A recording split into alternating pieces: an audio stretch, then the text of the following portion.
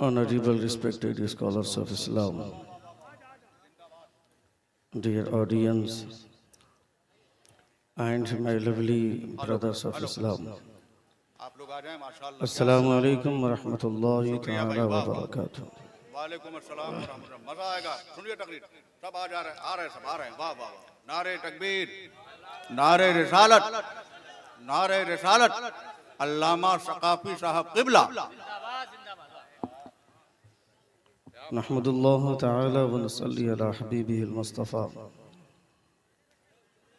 وعلى آلہ و اصحابہ اجمعین الفائزین برضا. اما بعد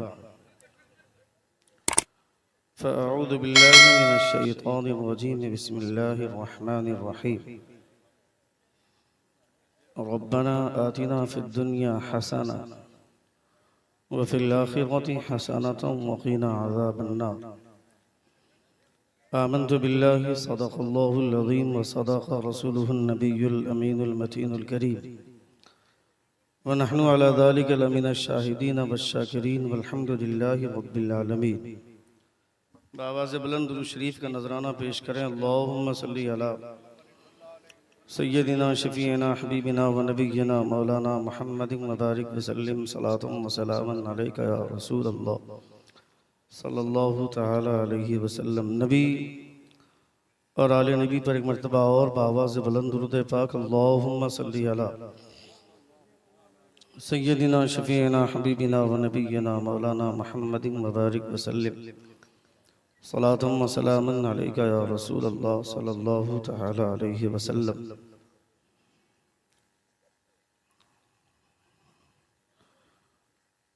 کئی وجوہات ہیں جلسوں کے خراب ہونے کے. جہاں کہیں بھی جلسہ ہوتا ہے، جلسہ گاہ کے آس پاس اگر دکانیں لگ جائیں تو ان دکانوں کی وجہ سے جلسے ڈیمیج ہوتے ہیں. دوسری وجہ، جلسے میں جو جلسے کے والنٹیئر ہوتے ہیں ان کی وجہ سے بھی جلسے خراب ہوتے ہیں. وہ بیچ لگا کر گھومتے ہیں، ان کے لیے بھی جلسہ سننا اتنا ہی ضروری ہے جتنا باقی لوگوں کے لیے. تیسری وجہ، کچھ لوگ اپنے آپ کو وی آئی پی سمجھتے ہیں اور وی آئی پی سمجھنے کی وجہ سے 4 آدمی اس کونے میں بیٹھتے ہیں، 5 آدمی اس کونے میں. کچھ لوگ سائیڈ میں الگ سے کرسیاں لے کر کے بیٹھتے ہیں. ان لوگوں کی وجہ سے بھی جلسے خراب ہوتے ہیں. وہ صرف یہ محسوس کرتے ہیں کہ ہم وی آئی پی ہیں، جبکہ اصل میں وہ وی آئی پی ہوتے نہیں ہیں. میرا ماننا یہ ہے کہ یہ محفل مصطفیٰ کی ہے اور اس محفل میں سب سے بڑا کوئی وی آئی پی ہے تو میرے مصطفیٰ ہے. باقی سب مصطفیٰ کے نوکر ہیں. سب سے بڑے وی آئی پی مصطفیٰ، باقی سب کے سب مصطفیٰ کے نوکر ہیں. جتنے لوگ اس بات کو مانتے ہیں کہ ہم مصطفیٰ کے نوکر ہیں، کھڑے ہو جائیں. میں صرف نوکروں سے بلا رہا ہوں، نوکروں سے بات کر رہا ہوں. مجھے وی آئی پی لوگوں کی کوئی ضرورت نہیں. جتنے نوکر ہیں سب سامنے ہیں.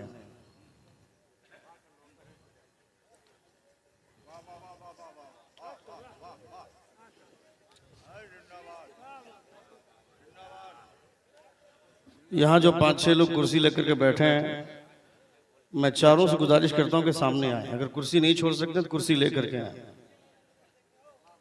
آئیے کرسی لے کر کے آئیے.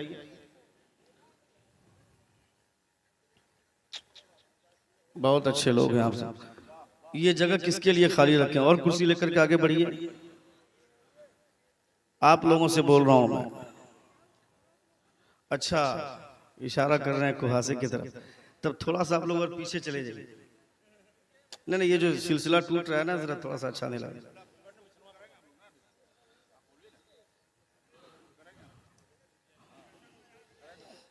اب دیکھیں کتنا اچھا لگ رہا ہے. نہ پہلے بھی لگ رہے تھے آدمی ہیں،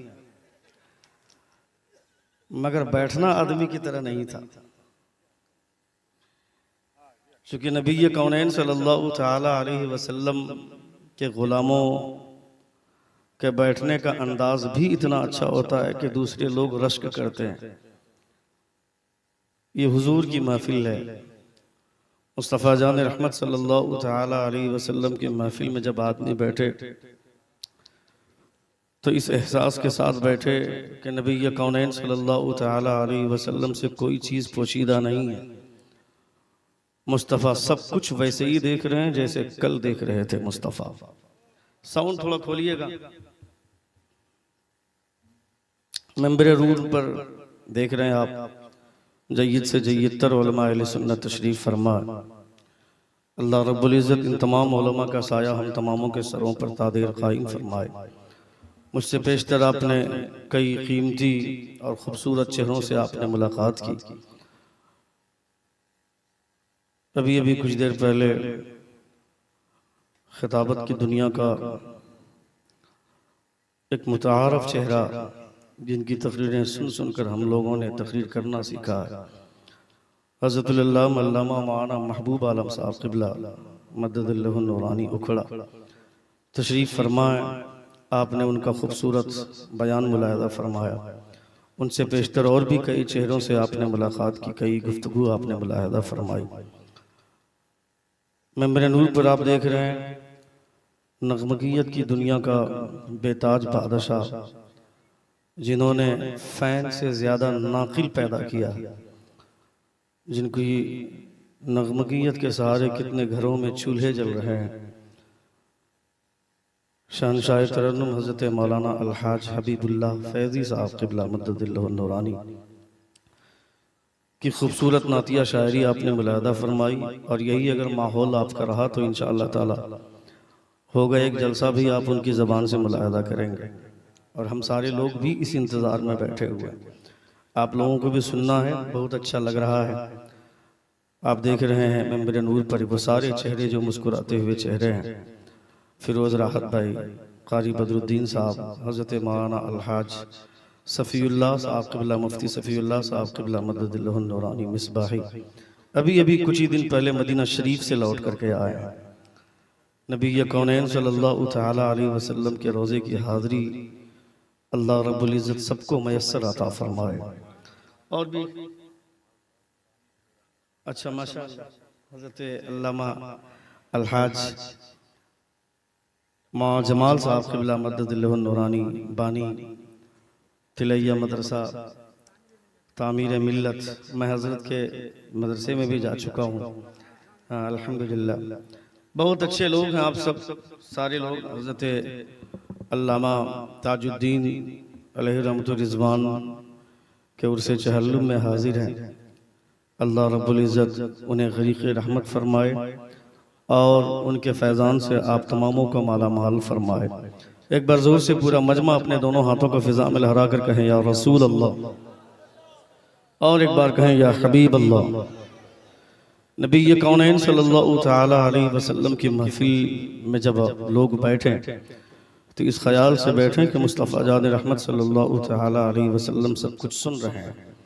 مصطفیٰ جان رحمت عبدالرزاق صاحب قبلہ اس علاقے کے بہت سینئر عالم، اور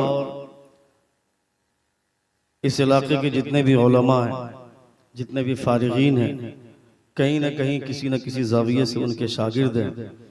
اللہ رب العزت علامہ عبدالرزاق صاحب قبلہ مدد اللہ نورانی کو سلامت رکھے، ان کے اخلاق کو سلامت رکھے۔ بڑے اچھے چہرے منبر نور پر مسکرا رہے ہیں۔ اللہ رب العزت سبوں کا سایہ ہم تماموں کے سروں پر تادیر قائم فرمائے۔ نبی کونین صلی اللہ تعالی علیہ وسلم کی محبتوں کے حوالے سے ابھی آپ نے بڑی اچھی گفتگو علامہ محبوب صاحب قبلہ مدد اللہ نورانی سے جو فلسطین اور غزہ کے درد کو انہوں نے پیش کیا، یہ درد ہر مسلمان کو اپنے آپ میں محسوس کرنا چاہیے، وہ چاہے اس کے گھر کی پریشانی ہو یا کسی کے بھی گھر کی پریشانی ہو۔ نبی کونین صلی اللہ علیہ وسلم نے اس گلشن کو آباد اس لیے کیا تھا، مصطفیٰ جان رحمت نے بڑی محنتیں کی، بڑی مشقتیں کی، اور نبی کونین صلی اللہ تعالی علیہ وسلم نے اس گلشن کو آباد کیا اس خیال سے کہ چوٹ ایک مسلمان کو لگے تو درد دوسرا مسلمان محسوس کرے۔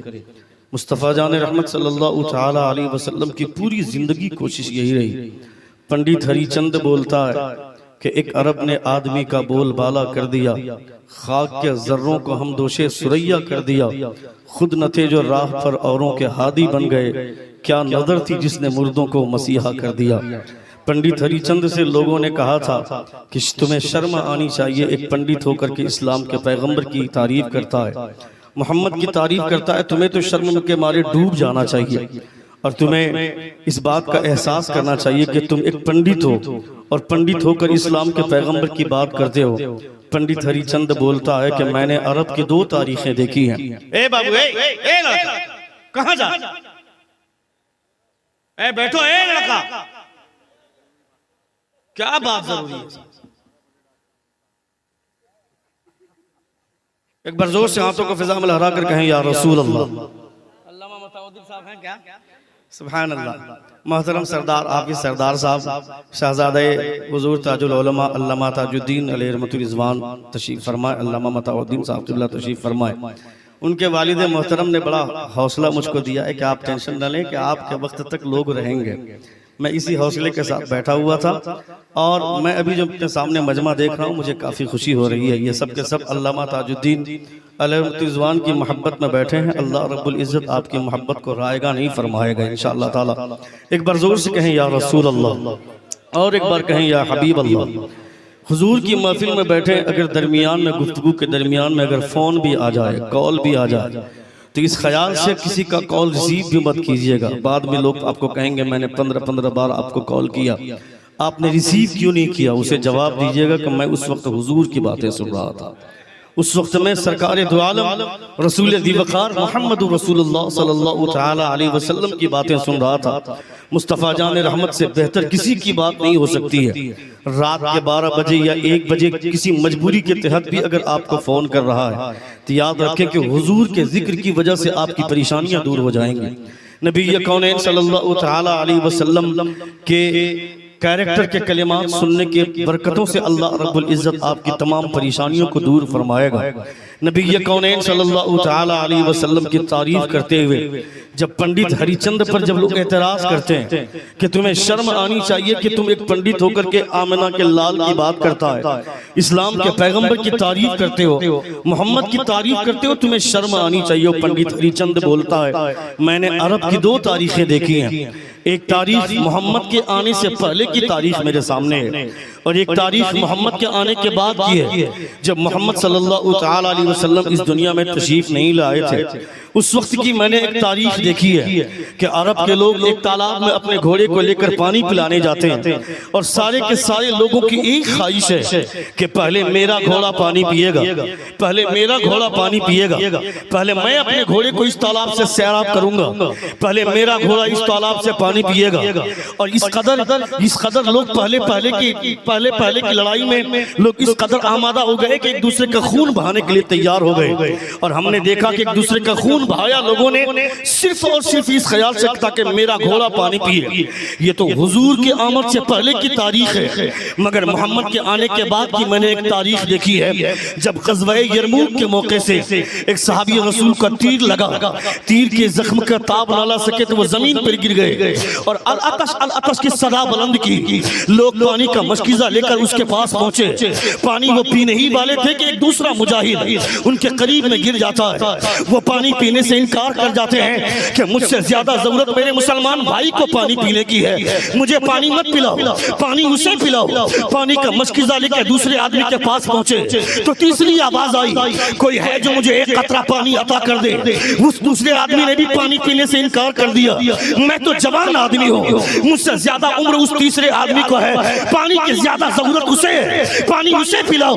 دوسرے نے بھی پانی پینے سے انکار کر دیا، پانی کا مشکیزہ لے کر تیسرے کے پاس پہنچے، تیسرے کے پاس جب پہنچے تو چوتھی آواز آئی، تیسرے نے انکار کر دیا، تیسرے نے انکار کر دیا، پانی کا مشکیزہ لے کر جب چوتھے کے پاس گئے تو 5ویں آواز آئی، چوتھے نے انکار کر دیا، میں بیمار تھا مگر میں تندرست تھا، میرا بھائی بیمار ہونے کے باوجود مصطفیٰ کی محبت میں جنگ میں آیا ہے، مجھ سے زیادہ ضرورت پانی کی اسے ہے۔ چوتھے نے پانی پینے سے انکار کر دیا، پانی کا مشکزہ لے کر پانچویں تک پہنچے، پانچویں نے بھی انکار کر دیا، یہ چھٹی آواز آئی۔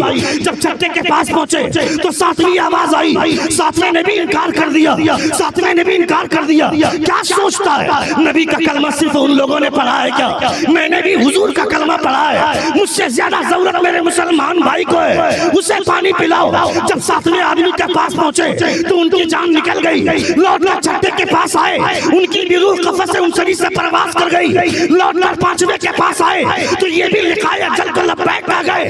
لوٹ کر چوتھے کے پاس آئے تو یہ بھی شہید ہو گئے۔ لوٹ کر تیسرے کے پاس آئے تو یہ بھی شہید ہو گئے۔ لوٹ کر دوسرے کے پاس ان کو بھی نہ پایا، لوٹ کر پہلے کے پاس آئے تو یہ بھی اللہ رب العزت سے ملاقات کر گئے۔ کیا مطلب سمجھ میں آیا؟ پنڈت ہری چند بولتا ہے محمد کے آنے سے پہلے گھوڑے کو پانی پلانے کے لیے لوگ ایک دوسرے کا خون بہاتے تھے، مگر محمد نے کون سا پانی پلا دیا؟ لوگ اپنی جان تو گرینا گوارا کر سکتے ہیں، مگر کوئی مسلمان پیاسا نہ جائے یہ کبھی گوارا نہیں کر سکتے۔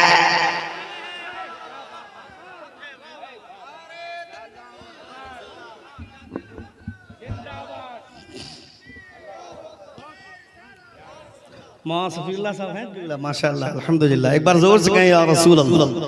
پورا مجمع اپنے دونوں ہاتھوں کو فضا میں لہرا کر کہیں یا حبیب اللہ۔ نبی کونین کی محبت ہم تماموں کے سینے میں جذب ہونا چاہیے تھا۔ رسول ذی وقار صلی اللہ علیہ وسلم کی محبتوں سے دور ہیں، اس لیے ہمارے بچے آج آوارہ ہو گئے۔ ایک ڈاکٹر جان بولتا ہے کہ after 5 years of research we have come to the conclusion that Muslims have a greater love for their Nabi than their religion of Islam۔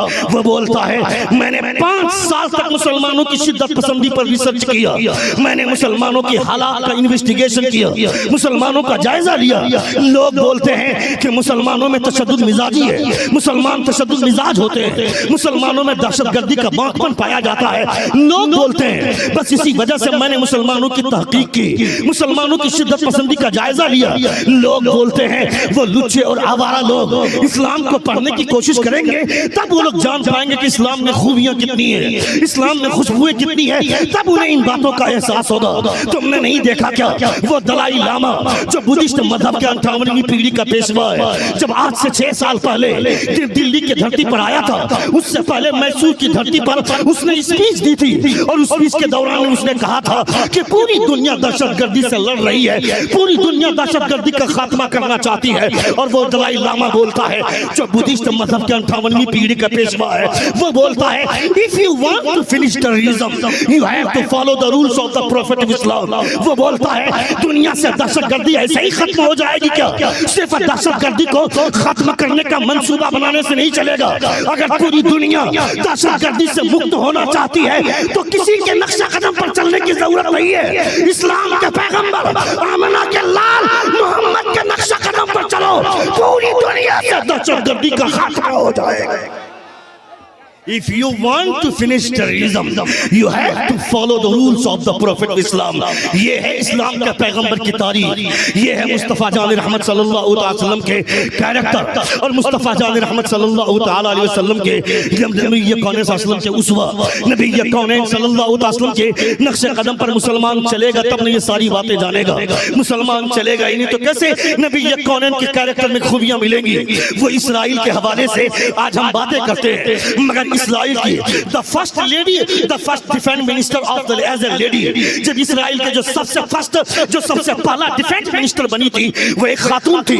وہ خاتون جب اسلام کے پیغمبر کی ہسٹری پڑھتی ہے، ہسٹری پڑھنے کے بعد اس نے جائزہ لیا، جائزہ لینے کے بعد وہ اس نتیجے پر پہنچتی ہے، وہ بولتی ہے میں نے اسلام کے پیغمبر کی تاریخ پڑھی، جب وہ دنیا سے چلے گئے انہوں نے جائیداد نہیں چھوڑی ہے، انہوں نے کوئی دولت اور کوئی سرمایہ نہیں چھوڑا ہے، صرف چھوڑا تھا تو علم کا سرمایہ چھوڑا تھا، علم کی دولت مصطفیٰ جان رحمت نے چھوڑی تھی۔ اور جب ان کے کمرے کا جائزہ لیا تو مصطفیٰ کے کمرے میں صرف 3 زرہیں تھی، 3 بھالے تھے اور 11 تلواریں تھی مصطفیٰ کے کمرے میں۔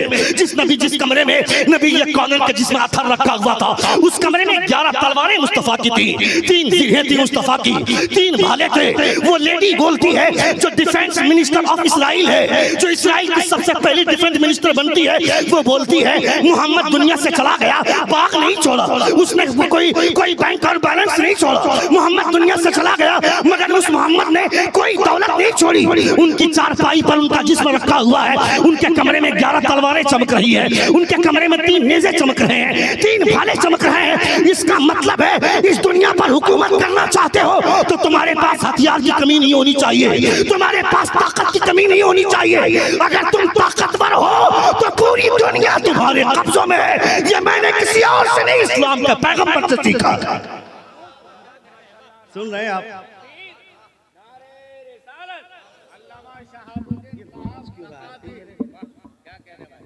سن رہے ہیں آپ؟ سن رہے ہیں؟ کتنے لوگ سن رہے؟ ذرا ہاتھ اٹھا کر کہیں یا رسول اللہ, اور ایک بار کہیں یا حبیب اللہ. After 5 years of research, I have come to the conclusion that Muslims have a greater love for their Nabi than their religion of Islam. وہ بولتا ہے میں نے 5 سال تک مسلمانوں کی شدت پسندی پر انویسٹیگیشن کیا, تحقیق کیا. تحقیق کرنے کے بعد مجھ کو یہ محسوس ہوا کہ اسلام کے ماننے والے سب سے زیادہ محبت اگر کسی سے کرتے ہیں تو اسلام کے پیغمبر سے محبت کرتے ہیں. زور سے بولیے. اسلام سے محبت بعد میں کرتے ہیں, اسلام کے پیغمبر سے محبت سب سے پہلے کرتے ہیں. اس لیے کہ حضور نے اسلام کی خوشبو بتائی. آج خانہ کعبہ کی زیارت کے لیے لوگ لاکھوں روپے خرچ کر کے جاتے ہیں. حضور نہ ہوتے تو خانہ کعبہ کی اہمیت کون بتاتا؟ حضور نہ ہوتے تو خانہ کعبہ کی عظمت کو اجاگر کون کرتا؟ یہ سب مصطفیٰ جان رحمت کی کرشمہ سازی ہے. نبی کونین جب مکہ سے ہجرت کر کے مدینہ تشریف لے جا رہے تھے تو بار بار مصطفیٰ خانہ کعبہ کی طرف مڑ کر دیکھ رہے تھے, اور حضور فرماتے تھے ایک کعبہ دنیا کی تمام جگہوں میں سب سے بہترین جگہ میرے لیے اگر کوئی ہے تو وہ تو ہے. اگر میری قوم مجھے پریشان نہ کرتی تو میں تجھے چھوڑ کر کبھی بھی مدینہ نہیں جاتا. اور جب مدینے میں مصطفیٰ تشریف لے گئے تو نبی کونین فرماتے ہیں خانہ کعبہ کو ابراہیم نے آباد کیا ہے اور مدینہ میں نے آباد کیا ہے.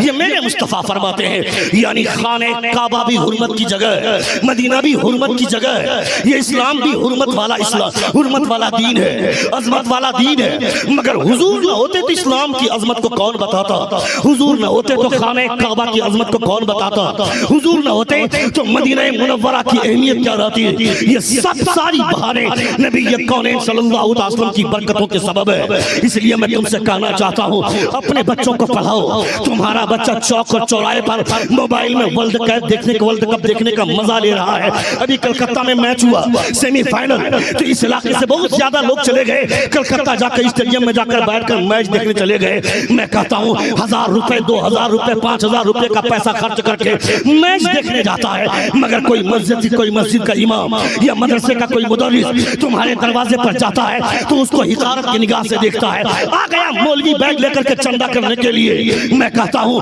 علماء کو حقارت کی نگاہ سے دیکھتا ہے.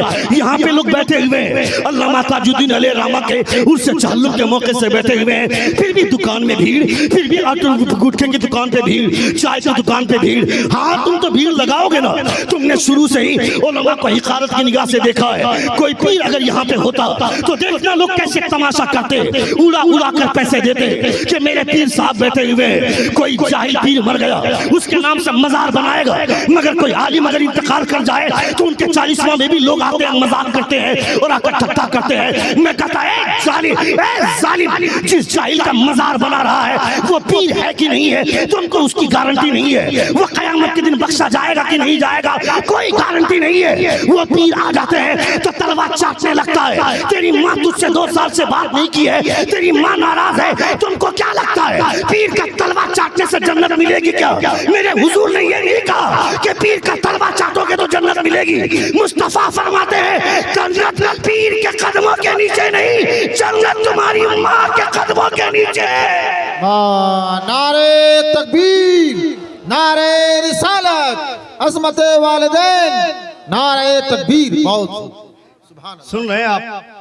سن رہے ہیں؟ کتنے لوگ سن رہے ہیں؟ ایک بار زور سے ہاتھ اٹھا کر کہیں یا رسول اللہ, اور ایک بار کہیں یا حبیب اللہ. بہت زیادہ وقت ہمارے پاس نہیں ہے, 10 سے 15 منٹ کا وقت مجھ کو دیا گیا تھا. اس 10 سے 15 منٹ کے وقت میں چاہتا ہوں کہ کچھ باتیں اور 5 منٹ سن لیں گے آپ, آدھا گھنٹہ.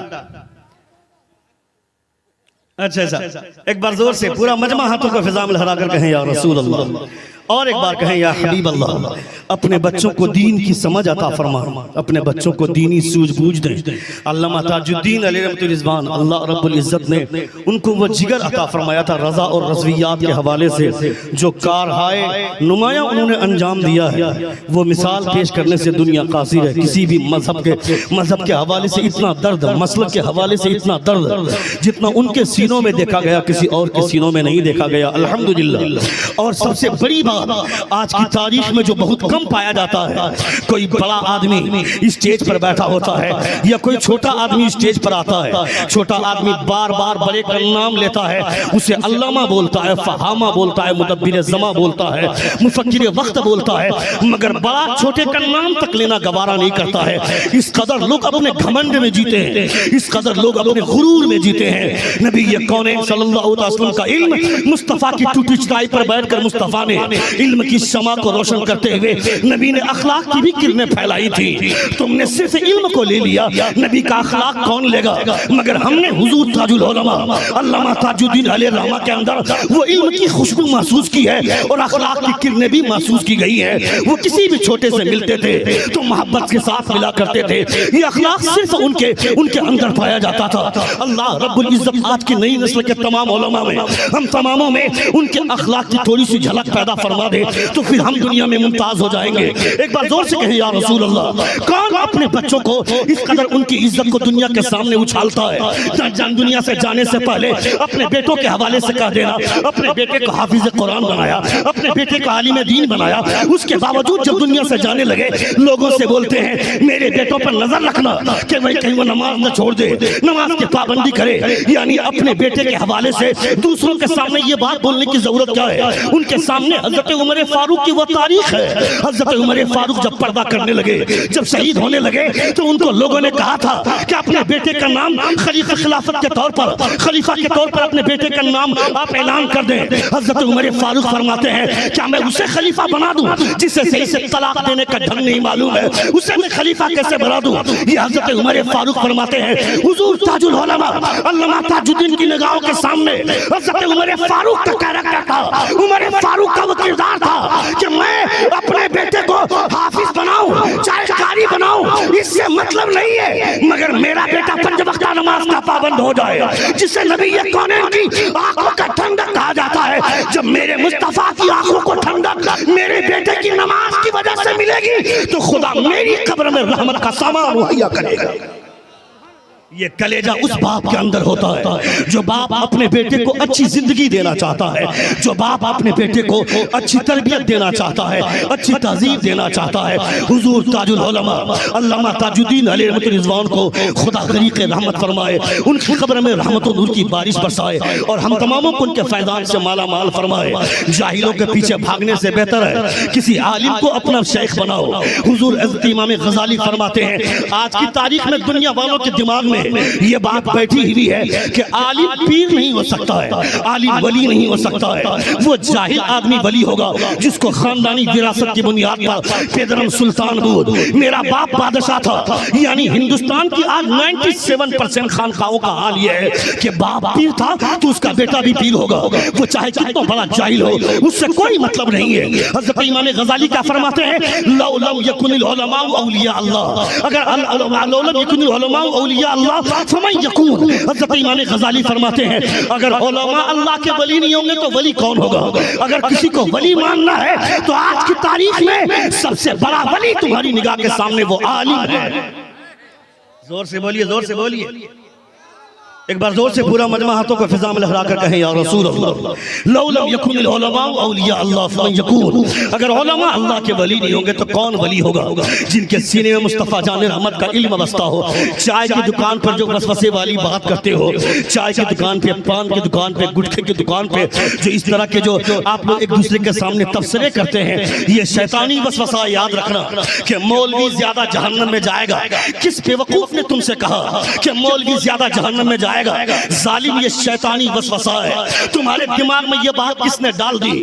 کس شیطان نے تمہارے دماغ میں یہ بات گھسا دی کہ مولوی زیادہ جہنم میں جائے گا؟ مٹیارہ میں اگر 100 لوگ ہیں، 100 گھر ہے، اس 100 گھر میں کتنے لوگ ہوں گے؟ اتنے گھروں میں اتنے لوگوں کی تعداد میں کتنے مولانا ہوں گے؟ زیادہ سے زیادہ 10 ہوں گے، 15 ہوں گے، 20 مولانا ہوں گے، یا 25 مولانا مان لیتا ہوں میں. چلو 30 مولانا مان لیتا ہوں. اتنے ہی لوگ ہیں کیا اس محلے میں؟ اس محلے میں اگر 200 لوگ ہیں تو 30 علماء ہے. اور کسی دوسرے محلے کا جائزہ لو، یعنی پبلک جتنی ہے اس کا 5% مولانا ہے. تو جب مولانا زیادہ ہے نہیں تو زیادہ مولانا جہنم میں جائیں گے کیسے؟ اتنا بھی تمہارا سینس کام نہیں کرتا ہے، اتنا بھی تمہارا گنت کام نہیں کرتا ہے. یاد رکھنا، یہ بولنا چائے کی دکان پر کہ مولوی زیادہ جہنم میں جائے گا، یہ شیطانی وسوسہ ہے، یہ شیطانی چال ہے. میں کہتا ہوں یہ بول کر بچنا چاہتے ہیں ہم کہ ہم مورخ آدمی ہیں، ہم جاہل آدمی ہیں. کل قیامت کے میدان میں تمہاری ٹھکائی 2 زاویوں سے ہوگی. ایک تو تم نے علم سیکھا نہیں، دوسرا تم نے عمل نہیں کیا. اور قیامت میں علماء پر رحمتیں اس بنیاد پر ہوگی، عمل چاہے جتنا بھی برا ہو مگر مصطفیٰ کا علم اپنے سینے میں بسا کر رکھا ہے. نبی کے علم کی وجہ سے خدا ان علماء پر لحاظ فرمائے. زور سے بولیے نا. آپ کے مطلب کی بات نہیں ہوگی تو آپ سبحان اللہ بھی نہیں بولیں گے کیا؟ ایک بار زور سے کہیں یا رسول اللہ، اور ایک بار کہیں یا حبیب اللہ. میں یہاں آپ کو شارٹ کٹ میں جنت نہیں پہنچا سکتا ہوں نا، یہ میرے بساط میں ہے ہی نہیں ہے. میرے باپ کی جنت نہیں ہے، جنت بنانے والا خدا ہے، جنت بانٹنے والے مصطفیٰ ہیں. میں کس بنیاد پر آپ کو کہہ دوں کہ آپ جنت میں چلے جائیں گے؟ جنت ہمارے دینے کی طاقت نہیں ہے. حضور اعلیٰ حضرت کے والد گرامی علامہ نقی علیہ رحمہ فرماتے ہیں تفسیر علم نشر کے شروع میں کہ جہاں کا عالم صرف خدا کی رحمت کی بات بتاتا ہو، خدا کی جنت کی امید دلاتا ہو، خدا کا خوف کیا ہوتا ہے، خدا کا عذاب کیا ہوتا ہے، یہ اگر نہیں بتاتا ہو تو وہاں کے لوگوں کو بہکانے کے لیے شیطان کی کوئی ضرورت نہیں، وہ عالم ہی کافی ہے لوگوں کو بہکانے کے لیے. یہ حضور اعلیٰ حضرت کے والد گرامی علامہ نقی علیہ رحمہ فرماتے ہیں. تو میں آپ کو نہیں بول سکتا ہوں کہ آپ ایک مرتبہ سبحان اللہ بول دو جنت میں چلے جاؤ گے. ہاں یہ امید ہے اس بات پر کہ خدا نے اگر آپ کو پسند کر لیا، ایک مرتبہ سبحان اللہ اگر آپ نے دل سے کہہ دیا خدا نے پسند فرما لیا تو یقیناً آپ جنت میں جائیں گے.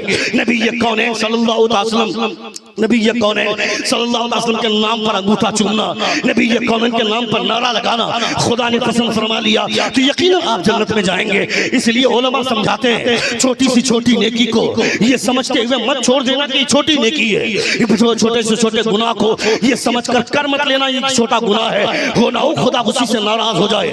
اللہ رب العزت قرآن مقدس میں فرماتا ہے، حضرت لقمان حکیم نے اپنے بیٹے کو سمجھایا تھا، یا بنی انتہا ان تک مثقال حبۃ من خردل فتکن فی صخرۃ او فی السماء او فی الارض یاتی بها اللہ ان اللہ لطیف خبیر.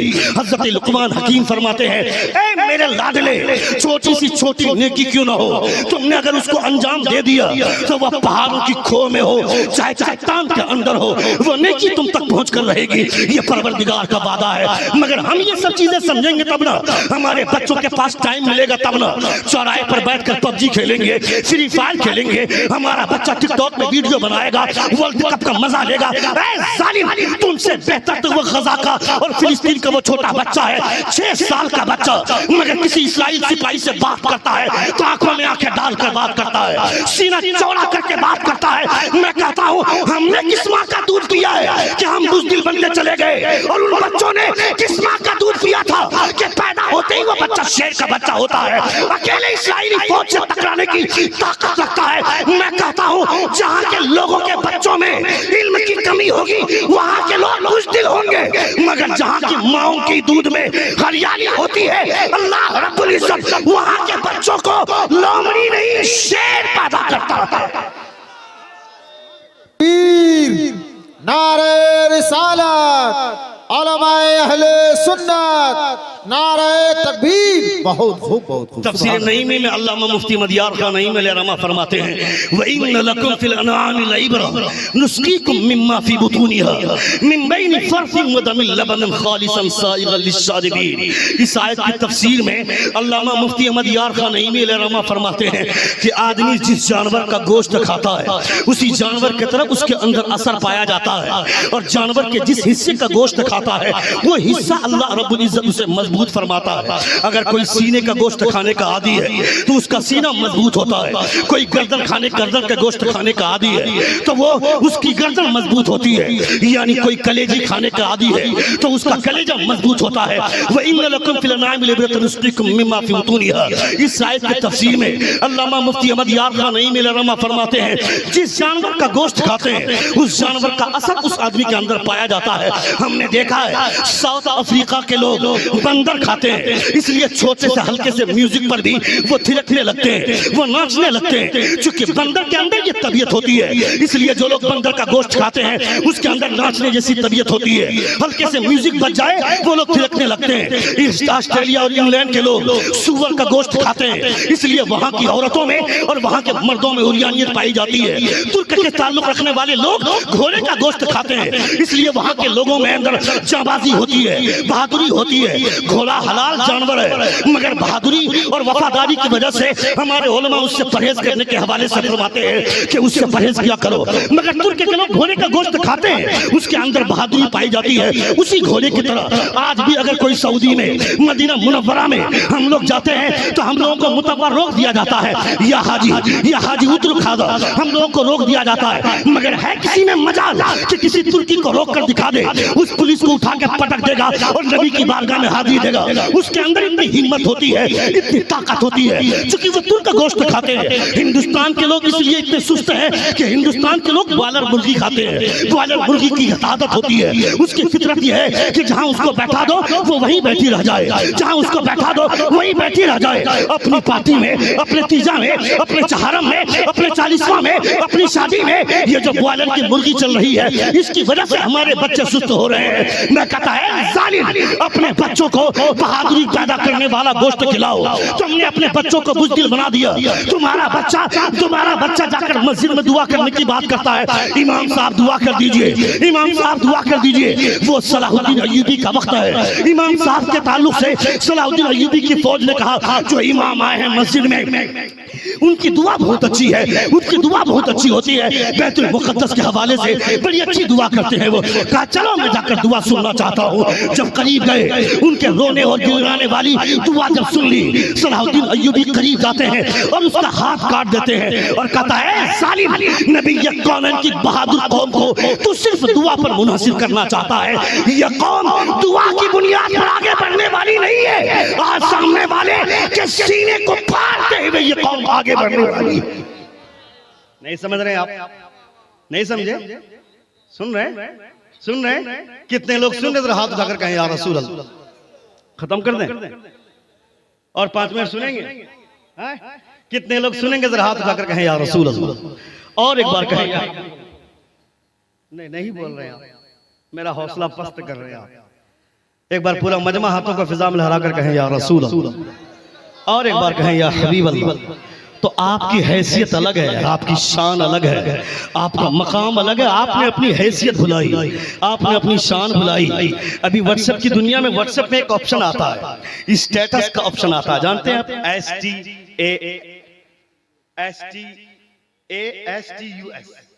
STATUS। स्टेटस का मतलब होता है हैसियत, स्टेटस का मतलब होता है औकात, स्टेटस का मतलब होता है वैल्यू, स्टेटस का मतलब होता है पोजीशन, स्टेटस का मतलब होता है आपकी शनाख्त। हमारा बच्चा जाकर सेल्फी लेते हुए खाना खा रहा है, रेस्टोरेंट में खाना खाते हुए सेल्फी ले लिया, उसी को स्टेटस में डाल दिया। किसी शादी में गया, खाना खा रहा है, खाना खाते हुए स्टेटस डाल दिया। किसी कोई लड़की नाच रही होती है, उस नाचने वाली लड़की की तस्वीर ले ली, उसके नाचने वाली वीडियो को अपने स्टेटस में लगा दिया। यानी हमने अपना स्टेटस गंदा कर दिया। दुनिया वालों को ये बता रहे हैं कि ये हमारा स्टेटस है, ये हमारी हैसियत है कि देख हमारे स्टेटस में नाचने वाली लड़की की तस्वीर लगी हुई है, नाचने वाली लड़की का वीडियो लगा हुआ है, ये हमारा स्टेटस है। मैं कहता हूं जालिम, ये तुम्हारा स्टेटस नहीं है, तुमने ये अपना स्टेटस खुद खराब किया है। तुम्हारा स्टेटस क्या है? खुदा से पूछते हैं। मेरा परवरदिगार फरमाता है तुम्हारा स्टेटस क्या है? अल्लाह फरमाता है कुंतुम खैरा उम्मतिन उखरिजत लिन्नास तामुरूना बिल मारूफ व तनहौना अनिल मुनकर।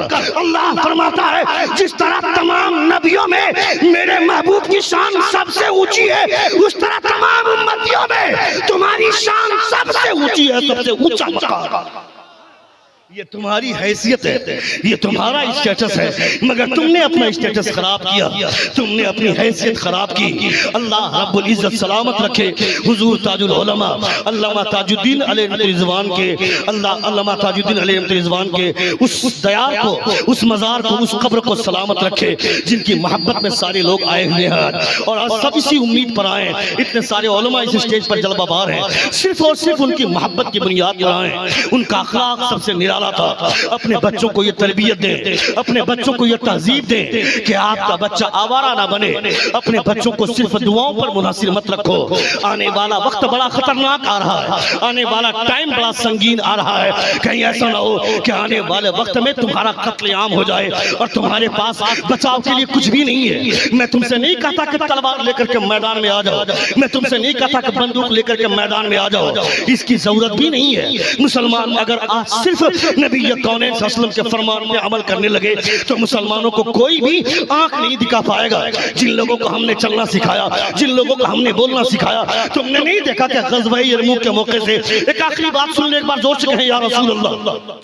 غزوہ یرموک کے موقع سے 60,000 عیسائی، 60,000 کا لشکر وہ عیسائی لے کر کے آیا تھا غزوہ یرموک کے موقع سے، اور حضرت ابو عبیدہ بن جراح کی سپہ سالاری ان کی قیادت میں جو مسلمان فوج تھی، مسلمانوں کا لشکر تھا، ان میں سے حضرت خالد بن ولید۔ تمہارا بچہ گیم کھیلے گا، تمہارا بچہ ٹک ٹاک پہ ویڈیو بنائے گا، تمہارا بچہ اپنی زندگی برباد کرے گا، مگر دیکھ حضرت خالد بن ولید کو، حضرت خالد بن ولید فرماتے ہیں کتنے ہزار کا لشکر ہے؟ لوگوں نے کہا کہ 60,000 کا لشکر، اتنا بڑا لشکر آیا ہے اور ہمارے پاس 30,000 کا لشکر ہے، اس کا مقابلہ کیسے کر پائیں گے؟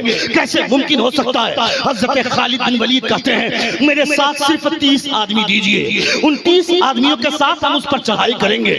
لوگوں نے کہا ابو عبیدہ بن جراح سے کہ یہ خالد بن ولید غلط فہمی میں ہے، خوش فہمی میں مبتلا ہوئے ہیں، 60,000 کا مقابلہ کہیں 30 آدمی سے کیا جا سکتا ہے کیا؟ حضرت ابو عبیدہ بن جراح نے حضرت خالد بن ولید کے اسرار پر ان کو 30 آدمی کے ساتھ بھیج دیا۔ 60,000 کا سپہ سالار، سنیے گا توجہ ادھر دیں، 60,000 کا لشکر کا سپہ سالار جو عیسائی ہے 30 آدمی کو لے کر آتا ہوا دیکھا حضرت خالد بن ولید کو۔ حضرت خالد بن ولید جب قریب گئے تو وہ سپہ سالار بولتا ہے کہ اگر تم صلح کرنا چاہتے ہو تو یاد رکھنا صلح میری شرط کے مطابق ہوگی، شرائط نامہ ہم درج کریں گے۔ حضرت خالد بن ولید فرماتے ہیں تمہیں کیا لگتا ہے ہم یہاں صلح کرنے آئے کیا؟ حضرت خالد بن ولید فرماتے ہیں میں صلح کرنے نہیں آیا۔ وہ سپہ سالار بولتا ہے عیسائی کا تو تم کو کیا لگتا ہے یہ 30 آدمی کے ساتھ تم میرا مقابلہ کرو گے؟ میرے پاس 60,000 کا لشکر ہے اور تم 30 آدمی لے کر کے آئے ہو، کہیں ایسا نہ ہو کہ کوئی جنگ ہو جائے، کل آنے والی قوم مجھ کو کہے گی یہ کیسا بزدل سپہ سالار تھا جو 30 لوگوں پر حملہ آور ہو گیا، 30 لوگوں پر حملہ کر کے ان لوگوں کو مار دیا۔ 60,000 کے مقابلے میں کم سے کم 6,000 تو لوگ ہونے چاہیے تھے۔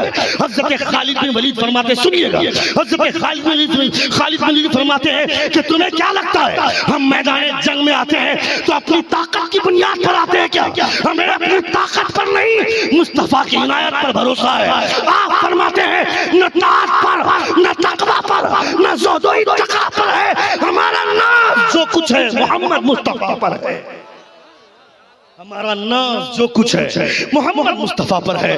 اللہ رب العزت اس شخصیت کے قبر میں گوہرباری فرمائے جن کی محبت میں آج سارے لوگ یہاں پہ بیٹھے ہوئے ہیں، جن کی محبت میں سارے لوگ آج آئے ہوئے ہیں۔ حضور تاج العلماء علامہ تاج الدین علیہ رضوان کی خصوصیت میں سے، تمام خصوصیات میں سے ایک سب سے بڑی خصوصیت یہ ہے کہ آپ کہیں پر بھی کسی بھی تحریک کے حوالے سے اپنے گوشے کو، اپنے جگر کے گوشے کو ہمیشہ زندہ رکھتے تھے اور لوگوں کو حوصلے کے ساتھ آگے بڑھنے کی ترغیب دلاتے تھے۔ اللہ رب العزت نے انہیں علامہ ارشد القادری علیہ الرحمہ کے مشن کے لیے انتخاب فرما لیا تھا۔ علامہ ارشد القادری کے مشن کو فروغ دینے کے حوالے سے جب بھی کوئی بات ہوتی تھی تو وہ آگے بڑھتے تھے، وہ آگے بڑھتے تھے۔ میں آپ سے کہنا چاہتا ہوں کہ اپنے علماء کی عزت کریں، اپنے علماء کو قدر و منزلت کی نگاہ سے دیکھیں۔ اپنے بچوں کو حرام کا لقمہ کھلائیں گے تو آپ کا بچہ بھی علماء کا بے ادب ہو جائے گا، اور اگر اپنے بچوں کو حلال لقمے کھلائیں گے تو آپ کا بچہ علماء کا علماء کا وفادار بن کر کے رہے گا. آپ دیکھتے نہیں ہندوستان میں جتنے بھی صوبے ہیں, جتنے بھی اسٹیٹس ہیں, ان تمام اسٹیٹ ان تمام صوبوں میں سب سے خوشحال جو صوبہ مانا جاتا ہے وہ صوبہ کیرلا کا مانا جاتا ہے. اس لیے کہ کیرلا میں آج بھی وہاں کی پبلک علماء کے اندر کام کرتی ہے, وہاں کی پوری پبلک علماء کے ماتحت کام کرتی ہے. وہاں کا کوئی عالم کوئی اعلان کر دیتا ہے تو پوری پبلک اس کے پیچھے آ جاتی ہے. یعنی علماء کو ویلیو دینے کی وجہ سے, علماء کو عزت دینے کی وجہ سے خدا اس قوم کو عزت دیتا ہے. اللہ رب العزت اس قوم کی عزت کو آج زمین سے اٹھا کر آسمان کی بلندی عطا فرماتا ہے. اللہ رب العزت کی بارگاہ میں دعا ہے, خدا نے زندگی میں وفا کی تو انشاءاللہ زندگی نے پھر وفا کی تو انشاءاللہ گفتگو ہوگی. ہمارے بولنے میں یا آپ کے سننے میں کوئی غلطی ہوئی ہو, سبھی حضرات ہمارے ساتھ مل کر بآواز بلند توبہ استغفار پڑھیں. استغفر اللہ ربی من کل ذنب واتوب الیہ. زور سے کلمہ شہادت پڑھیے, اشہد ان لا الہ الا اللہ واشہد ان محمدا عبدہ ورسولہ. السلام علیکم ورحمۃ اللہ. ایک ضروری اعلان سماعت فرمائیں.